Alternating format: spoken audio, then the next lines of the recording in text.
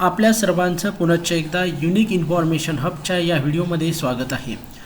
कसलाही जुनाट खोकला आणि दमा आपण 2 मिनिटांमध्ये बरा करू शकतो, तेही 1 रुपयामध्ये। अतिशय परिणामकारक घरगुती उपाय या व्हिडिओच्या माध्यमातून मी तुम्हाला सांगणार आहे। तत्पूर्वी आपल्या या चॅनलला सबस्क्राइब करण्यासाठी विसरू नका, जेणेकरून यासारखी माहिती आपल्याला मिळत राहील। तर यासाठी आपण वापरणार आहोत विशेष म्हणजे ओवा आणि विड्याची पानं, त्याचबरोबर दुय्यम स्वरूपामध्ये हळद आणि मध। तर ओवा हा यामधील मेन घटक आहे, तो अतिशय परिणामकारक आहे दमा खोकला बरा करण्यासाठी। ओव्याला अजमाइन सुद्धा म्हटलं जातं किंवा कॅरम सीड सुद्धा म्हटलं जातं।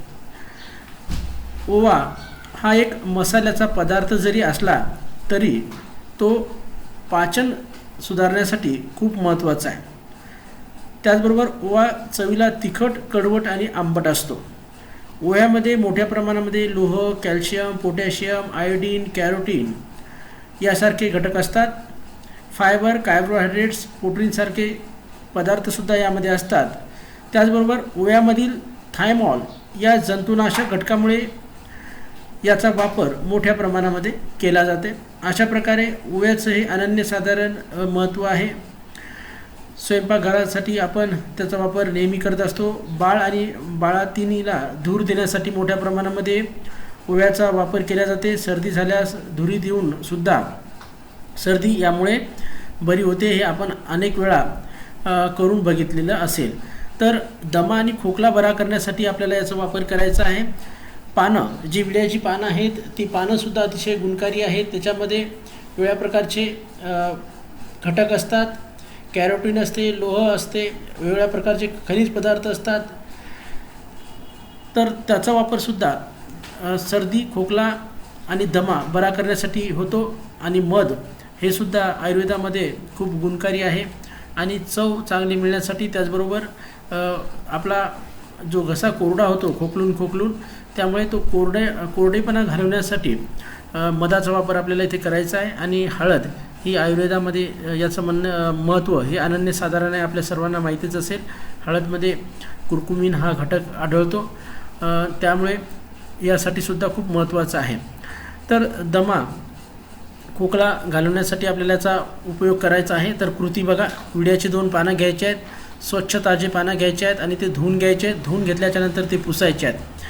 त्या पानावर 1 चम्मच ओवा टाकायचा आहे। ओवा हा भाजलेला किंवा तसा कच्चा जरी टाकू शकता आपण।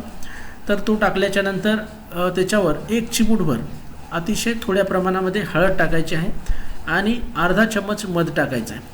अशा प्रकारे आपण पानाचा विडा हा तयार करायचा आहे। सकाळी आणि संध्याकाळी 2 दिवस आपण हे पान खायचं आहे। यानंतर आपल्याला कशाही प्रकारचा जर खोकला येत असेल, दमा येत असेल तर तो पूर्णपणे बरा होईल। जास्तच खोकल्याच्या उभऱ्या येत असतील, खोकला थांबत नसेल तर लगेच आपण हे पान आणि हा विडा खायचा आहे। त्याचबरोबर थोडं मध घ्यायचं आहे, त्या मधामध्ये थोडी विलायचीची पावडर जी असते, लवंगची पावडर आणि विलायचीची पावडर थोडी चिमूटभर टाकायची आहे आणि ते चाटायचं आहे। यामुळे कसलीही उबरी खोकल्याची ही 100% बसते। तर हा प्रयोग खूप परिणामकारक आहे, बऱ्याच जणांना याचा आराम झालेला आहे। तुम्ही एकदा करून बघा, 1 रुपयामध्ये आपलं हे काम होणार आहे। 2 दिवस करा। दमाचा प्रॉब्लेम जर जास्त असेल, थंडीमध्ये दमा हा जास्त मोठ्या प्रमाणामध्ये उफाळून येतो, त्यामुळे थंडीमध्ये आपण हे 4 दिवस तरी करून बघायचं आहे। 4 ते 6 दिवस नक्की तुम्हाला दम्यावर परमनंट आराम सोल्युशन मिळेल। तर आयुर्वेदिक उपाय आहे, परिणामकारक आहे आणि नक्की आपण करायचं आहे। त्याचबरोबर युनिक इन्फॉर्मेशन हब या चॅनलला सबस्क्राईब करण्यासाठी विसरू नका। धन्यवाद।